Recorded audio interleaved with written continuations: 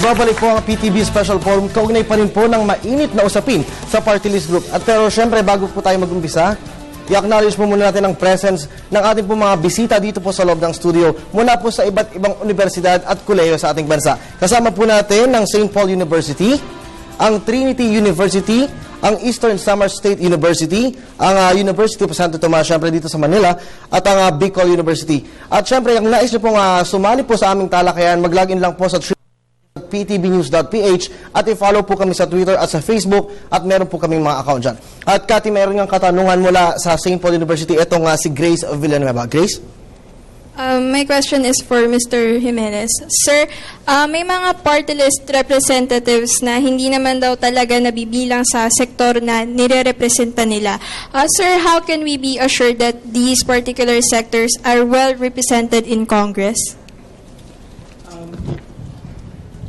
Dati, nung bago itong desisyon ng Korte Suprema, sinikap ng COMELEC na siguraduhin na yung mga nominees ay manggagaling lamang doon sa sektor na kinakatawan. Ano?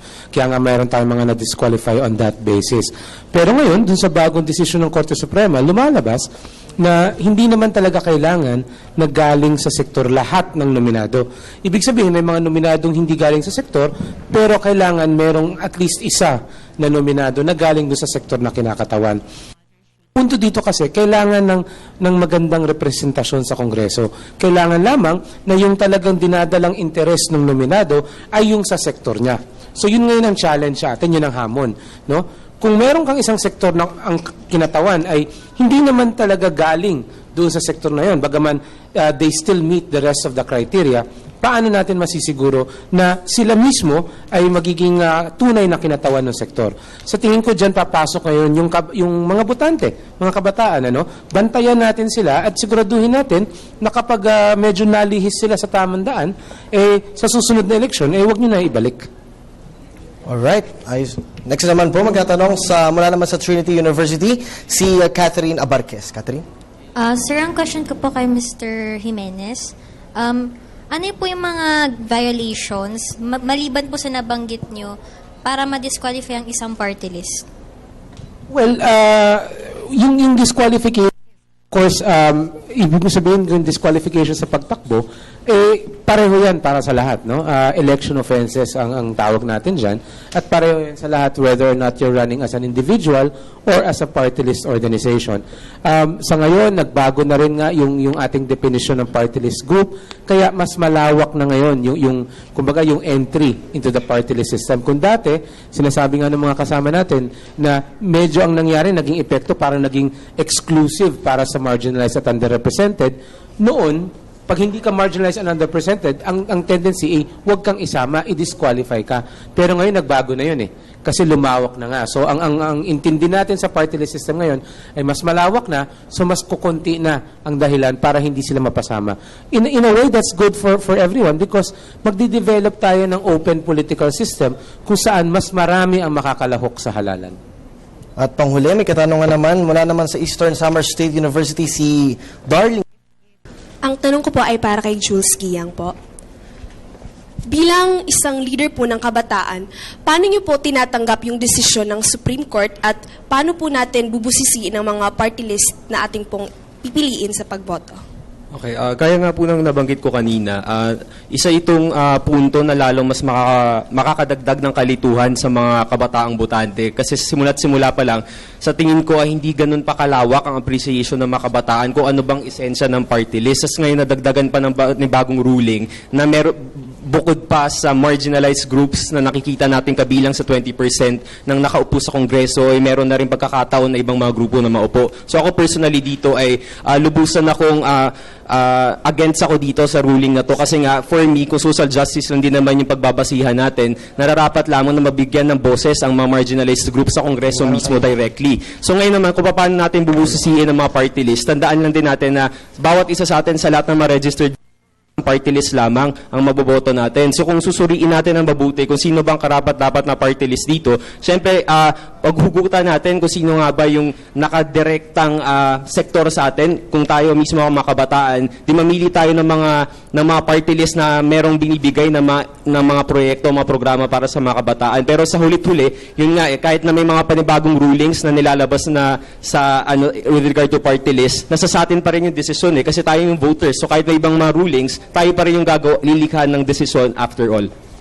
Alright, maraming salamat sa iyo, Jules. Talaga, Cathy at Gio, nakikita natin na medyo malaki na nga yung epekto ng party list group pagdating sa kabataan. So, marami pa tayong matatalakayan. Balik muna sa iyo dyan. Alam mo, to clarify, maganda yung mga punto na na-raise din ni Jules. Pero siguro tawagin natin si Representative Bato Cabe para klaruhin at sabihin ano ba talaga yung rational nitong party list system at itong party list law na to. Alam po ninyo, kami ho, ang AKB, yan ang disqualify ng COMELEC.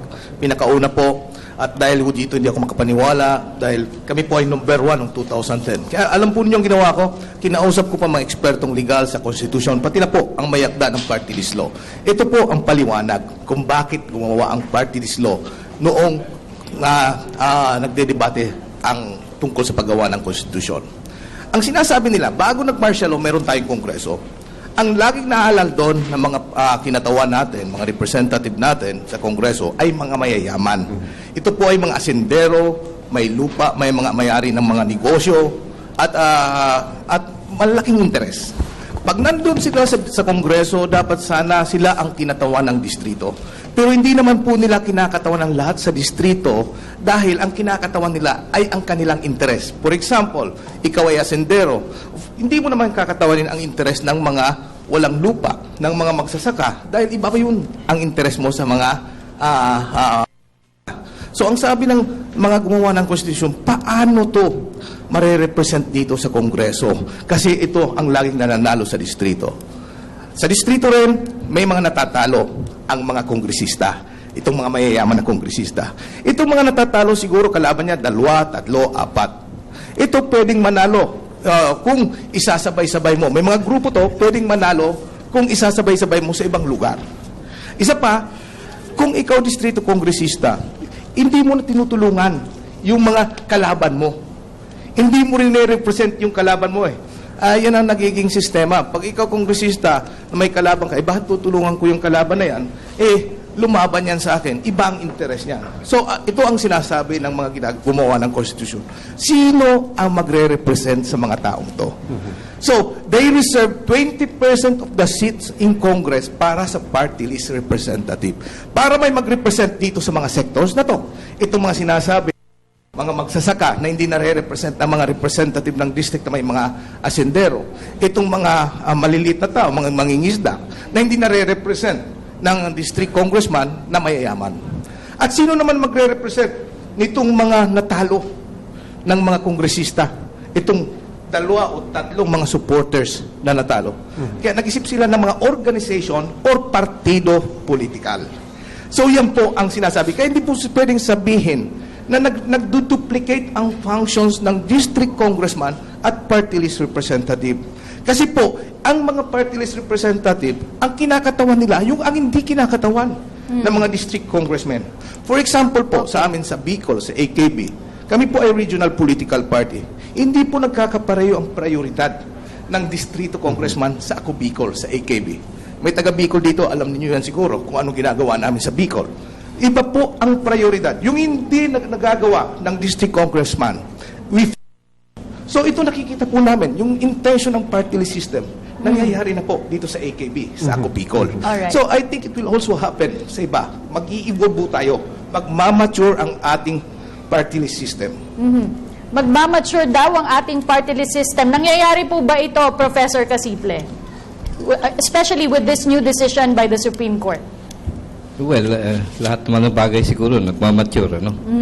Pero ang usapin ay painful ba o diretso ang daan, no? Sa nangyari sa party list, from the start, talagang controversy ang inabutan. At mula pa nung diskusyon ng Constitutional Commission, hindi nagkaroon ng pagkakaisa. Mismo sa definition At tingin ko kahit may Supreme Court decision ngayon, hindi pa rin magkakaroon yan ng pagkakaisa. Kasi fundamental yung pagkakaiba, yung pinanggagalingan ng pagtatalo. Isa nagsasabi, at napaliwanag ito ni Congressman Batocabe, na basically, actually, ano yun, proportional representation principle. Yung mga natalo, yung mga hindi manalo-nalo sa mga distrito na mayroong constituency sa ibang distrito o ibang bahagi ng bansa, ay bibigyan mo ng chance na magkaroon ng representasyon. Yan ang pinaka-essence ng party list sa ibang bansa. Pero yung party list as defined by law sa atin, ay may preference doon sa mga sektor na sinasabing marginalized and underrepresented. Ay yung tinatawag na sistema ng reserve seats actually. Hindi yan party list. Ina-argue lang nung mga nag-argue niyan, tinatawag nilang party list. Kaya nagkakagulo eh. Kasi ang reserve seats sa definition, yan yung naglagay ka na talaga ng porsyento ng isang parlamento, isang kongreso, na sila lang ang pwedeng magpuno niyan. In so far, actually, ganyan yung argumento na ito ay reserved para sa marginalized and underrepresented. May problema doon. At nasabi nga, mahirap i-resolve kasi umabot talaga sa botohan yan. At pabalik-balik yan, naging larangan ng labanan ang paggawa ng batas, naging larangan ng labanan ng Supreme Court, naging larangan ng labanan ng COMELEC. Ako tingin ko ang tama yung mga panukala na panahon na i-review yung buong karanasan. Mahaba-haba ng panahon yan, halos 2 dekada na. At magkaisa na talaga, ano ba talaga ang party list? Panahon na nga para i-review, Gio, pero nalalapit na rin itong halalan. Less than a month to go. Oo nga. Pero bago natin puntahan yung landscape ng 2013 elections, gusto ko lang i-clarify pa kay Attorney JJ kung may iba pa bang differences itong Panginiban ruling at itong Carpio ruling na lumabas ngayon na dapat tignan at bantayan ng mga tao. Basic difference nung Carpio ruling at saka nung Panganiban ruling, let's call it at that, no? Yung Panganiban ruling looked at it under the context of social justice nga. Yung sinabi natin kanina na what this looks for kasi is yung sinasabi niya na kailangan daw, it is a social justice tool na dapat yung those who have less in life must have more in law at kailangan i-empower itong mga marginalized na to na walang representation. Iniiwasan nito na yung mga malalaking partido ay mag-form ng party list para isulong din naman yung mga kanilang interes.